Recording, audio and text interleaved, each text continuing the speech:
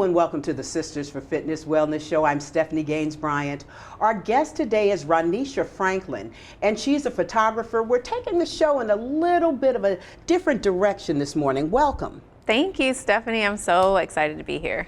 You've got a, well, first of all, I want to introduce people to this beautiful picture here. Thank you. Can you tell us who this is and what this is about? Yeah, absolutely. So her name is Lena Little, and she was a muse that sat for me for a personal project that I was working on, and this was an image that came from that project.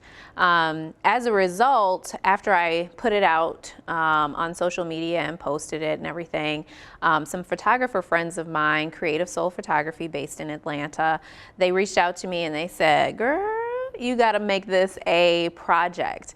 And I was like, really? You know? So let's back up. Yeah. This is not a painting. This is a portrait. Yes. Yes, this someone. is a photograph. Yes. A portrait of Lena Little. It's entitled Cameo, and I chose Cameo based off of the side profile here. And if you're familiar with the cameo necklaces that you usually see around with the profile, that's where I chose the name Cameo. Now, you have something that's going on now, that's going to be going on for the next few months. Can you tell us about that? Yeah, so as a result of this becoming and transitioning into a project, the project is called Profile Noire, and profile because each participant sat as a profile, including 2 other positions or poses. But the Profile Noire project is starting this month, and it's going to be on exhibit for the next 3 months at the Charles Sumner School Museum and Archives in Washington, D.C. How did you choose the women who are involved in this? So it's really like a social media campaign. I have, you know, a handful of followers, and so when I put out that I was doing a personal project, the response was just, initially it was people that are really familiar with my work, so they were responding, but then as I was putting out their images, it grew because their friends and their family started to see the project. And so each couple of months I would be preparing for the next round of portraits. I knew that I wanted to photograph 100 women of color, and so I needed to kind of break it out over quarters, let's say, and so each time I would put out a model call, and they would have to submit a form, and the form required them to answer 3 questions. What's one word that you use to describe yourself? What's one word to describe how you see yourself? What's one word to describe how others see you? And then what is your power word? And so they would have to submit that information back and then be willing to meet me at my studio at a particular day and time, and then we would just assign it that way. Why that question? What does that bring out about the person for you? Yeah, so I think how you see yourself is really important, but also knowing how others see you is equally as important. It gives you insight into different things. Like, we can see ourselves as possibly, you know, loving, kind. Other people may see us as determined and outgoing, you know, so sometimes there's a huge contrast into how we see ourselves versus how other people see us, but then sometimes they're definitely interconnected. And then the power word is that word that gets you going for the day or the month or the year, or that's your vibe or that's your mantra at this particular moment in life, and that may change. So each person that gave a word, whether it be the word that they use to how they see themselves or how other people see them or their power word, it will change as you change and grow as a person and as a woman in this lifetime. And so it was just that particular moment that they were capturing. Were there some kind of common threads among these 100 women? Is there something that you saw on a regular basis? Yes. So as it relates to the words, there were multiple words that were used at different points in time: kind, loving, authentic, determined. So a lot of those words came through. A lot of just coincidences also happened throughout the project. So each time I shot, I usually shot a session of 3 women. So it would start at 9 a.m. The first person would come in, then the next person would come in at 10, and then while I was shooting that person, it would rotate in a ring like that. But each time I shot a series of individuals, there was a common thread that was not intended. So for example, one morning I woke up and I said, I really want to shoot with sunflowers today. Like, that was what I wanted to do. And I opened the door and the first woman came to my door and she was like, I felt like I needed to bring you flowers, so I brought you my favorite flower, which is a sunflower. Incredible.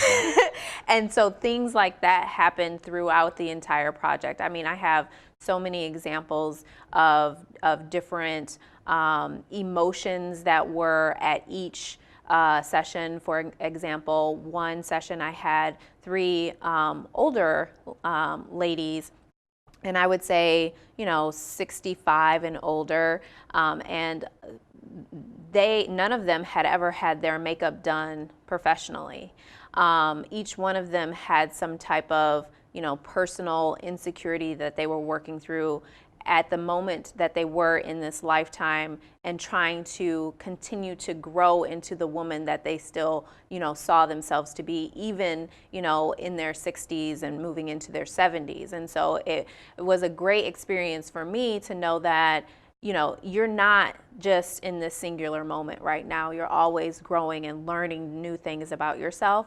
And for them, this was an opportunity to break down a lot of the things that they had for so long set up, and saying that this is how I should be as a woman, this is how I'm supposed to act, but I'm going to take this time to throw caution to the wind and allow my hair down and do something that I've never done before and just focus on me. And I think that's a very healing process for women. And that's why I asked you to come on in the first place, because this ties into how we feel about ourselves, our self-esteem, which of course goes into mental health. And off air, you were talking to me about what the cameo meant for you. Tell us about that. Why cameo? What does that mean for you? So my personal story for the cameo is twofold. So one is that as a young girl, me and my mom would always sit down and watch, old time movies that were set like in the Victorian age and everything. So I was always drawn towards this type of, opulence and just classic richness. And then the other aspect of it was my mom was a Girl Scout troop leader of 5 troops, and we did a camping trip, and one of the activities once was to have your partner flash a flashlight on your face as you sat in front of a wall that had a paper on it. And so their job was to, trace your profile. And so they did mine, and when I turned and looked at it, I hated it. And then from that moment, it was like that seed of insecurity was planted for me. And so now to this day, when I see myself side on, it's that insecurity that rises up again. And so this was not just a healing project for the 100 women that participated. It was also a healing project for me to be able to say, this is an insecurity that I have for no reason, so work through that. Be comfortable in seeing it as an insecurity, but don't allow it to hinder me. And so that was a similar process that we went through with all of the women that participated, because each one of them, whether they said it or they didn't say it, had some type of insecurity that they were working through. So you're saying you could read that through their body language? Yeah, so I am very sensitive to energy. I'm very sensitive to the people around me and how they're feeling. Usually I can, if someone else is crying, I am taking on kind of that same feeling, or I can sense if something is bothering someone, if something's on their mind. And so when I create the space in my studio, I do everything that I can do to create a space of healing, a very sacred environment, something that's very calm and relaxing, all the way to preparing for the session where I'll go through and I do a cleansing ritual where I will, clean and make sure that it's clean and fresh, and the energy is uplifting to the music that I play while they're in makeup and my makeup artist is doing their makeup for them, all the way to when we're actually sitting down for the session. I usually switch into, 9 times out of 10, switch into like a spa radio type of music that I play off of Pandora, and it gives you a certain vibe, and it allows you to breathe. It allows you to relax, because I have a lot of clients, headshot clients in particular, that come in and they're very A-type personalities, because these are strong women, they've elevated to a certain level in their career, or they own their own business, and it's difficult for them to release control, especially of their image, to another woman or another person in general. And so they have to release that control, and I can feel it even when I'm moving their arm. Their arm can be as stiff as a rock, and I'm like, relax. And as soon as they relax, that's when the magic happens. That's when we're able to create. So do you have women of all ages in these 100 women? Yes. Or is it people of a particular age? What's the span? So the required age, you had to at least be 29 years old. So you couldn't be younger than 29, but you could, if I would have loved to have photographed someone that was 105 or so, something like that. But the oldest participant was 86. And so it spanned throughout that entire age range. And I was looking for all women, light, medium, dark Because skin. we come in every shade you can possibly imagine. We do, and we're beautiful at all shades. And so I wanted to be able to capture not only that age range, but also the shades that we come in, the different hair textures and all of that the sizes, everything. Yes. I've often talked to people about the image of beauty, and how as women of color, sometimes we try to meet a standard that's not for us.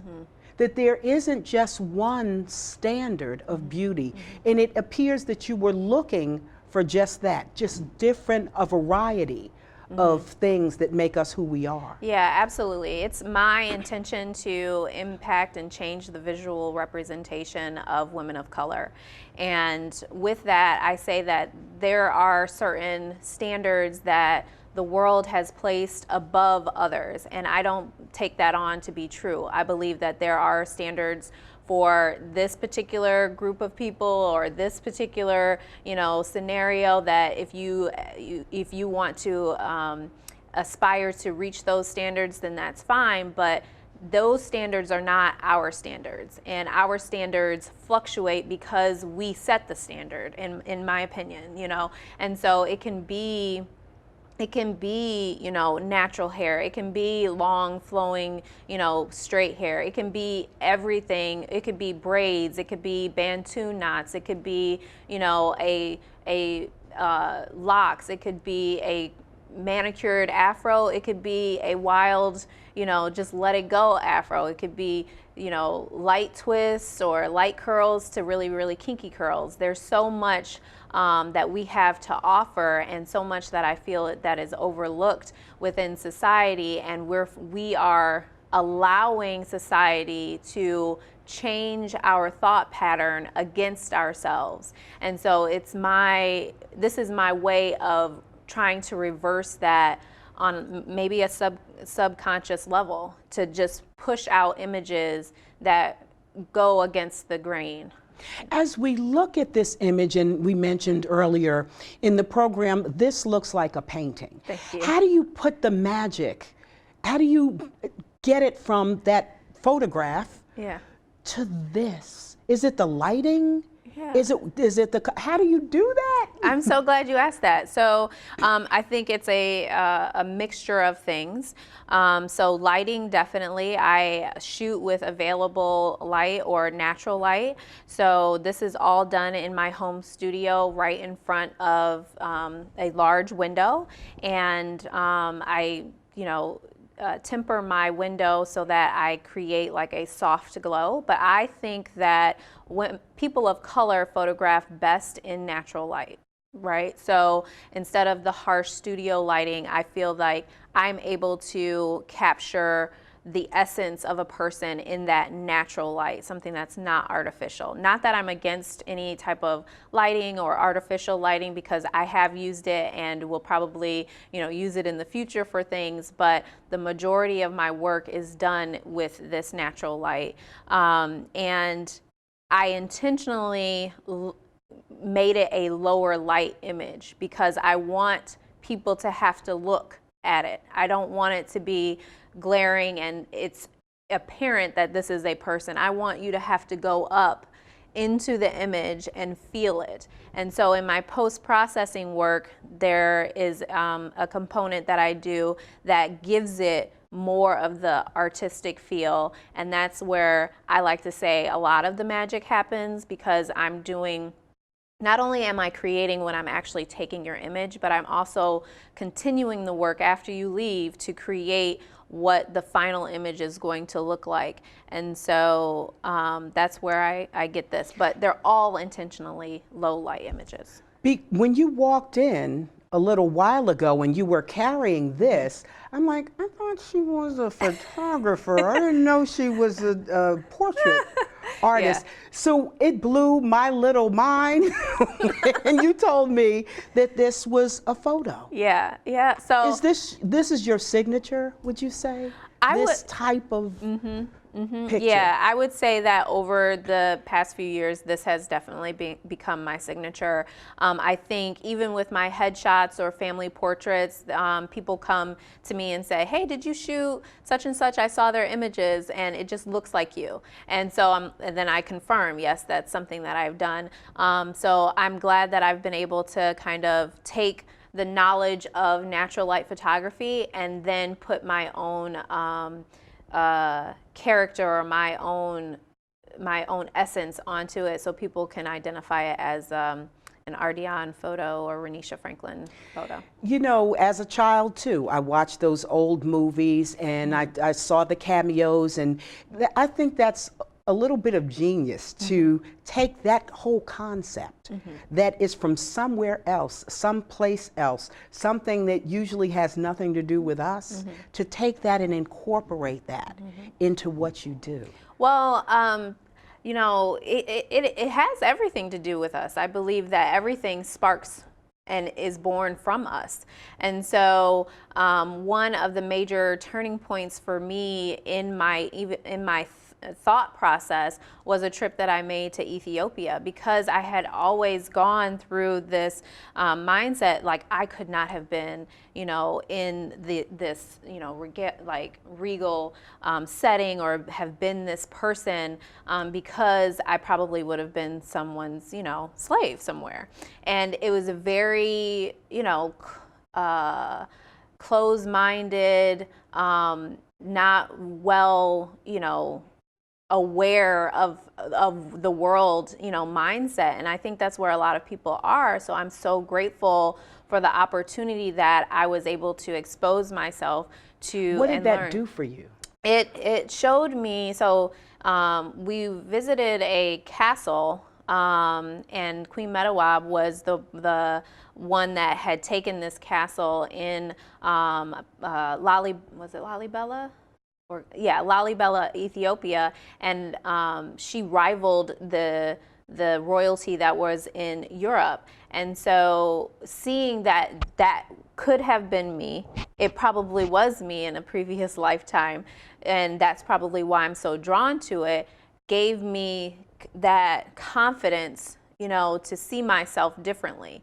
And that's another time in my life where, as we were talking about earlier, where I started to see myself differently. So my word from then, how I saw myself, definitely changed in an instant of how I saw myself. And it has changed. That was in 2016, and it has continued to grow and progress onward. Do you think as a result of this that a lot of women who experience this with you have a different portrait of themselves? Yeah, so I think that, and I, not that I think, but I know that people that have sat for me have been impacted. They send, I have an online gallery of the project, so the full project is online, and I've requested that all of the participants send in a quote to talk about their experience and talk about how it made them feel when they saw their images for the first time. And a lot of women have come back and said, you know, and shared, like, I always saw myself as pretty, you know, a cute person or a cute girl, but I never really saw myself as beautiful. So yeah, and each person that has participated has shared something very similar. Now, I want to make sure that we put all of that information on at the end of the program, Okay. how people can go in and take a look at this. And if this is incredible, I know the project has just got to be phenomenal. Where do you go from here? So from here, I see the project moving from city to city. I see it growing. I see it, you know, in not only the current museum that it's located in, but in multiple museums. It's going to be a coffee table book. That coffee table book is going to come out in 2020. So not only can you view it online, but you can have it and touch and feel on your coffee table book, on your coffee table or on your bookshelf. And for me, that's important because I think about my niece and I think about, you know, the images that she's exposed to. And my sister and her husband do a great job of exposing her to, you know, her culture and all of that. But when I think about her being able to say, hey, all of these women look like me, you know, this is something that my auntie created, or, you know, and then to say that your children or your grandchildren or, you know, can have that and touch and feel and flip through when they're coming to visit, that's meaningful and important to me. So I would love to see the project go to various museums so that people can just come in and feel the energy from the actual portrait and walk away moved, because I've seen it even change people online. And so I think that if we can take it to a more personal, tangible, in person, I think that there will be a lot of healing that is done on a larger scale by having it in different locations across the country. You know, I've tried to really work with my daughter from birth about that whole self-image thing, and that's one standard of beauty. You are beautiful. You know what I mean? You are beautiful through and through, whether you're lighter skinned, because you know the whole colorism thing, whether you're lighter skinned, whether you're darker skinned, whether your hair is straight, whether your hair is curly, the knowledge you have, you know, you are smart. So this just, when I was told about you, it just spoke to me. Oh, what you're doing just completely spoke to me in what I'm trying to do. And our mission is to get women to think about their health, Sisters for Fitness, and that includes thinking about your mental health as well. It's just as important as thinking about your physical health. And I think what you're doing is absolutely incredible. Thank you. You as well. It's definitely important work. I think that, you know, so often we put ourselves to the back burner, and it is ourselves that should come first, because when you put yourself first, then you're able to continuously fill yourself and be your 100% authentic self that is best for everyone around you. And so it's almost like we have been, you know, flipped in a way where, you know, it's not necessarily the way that it should be. It should be the opposite. And so that way we can really care for and love the people and impact the spaces around us. And I love the way you said that you were dealing, that sometimes when you're doing headshots, for example, that you're dealing with high-powered women who don't want to let go. And it is so hard as African-American women to take off your Superman cape. Yeah. and just relax and just be. Just be.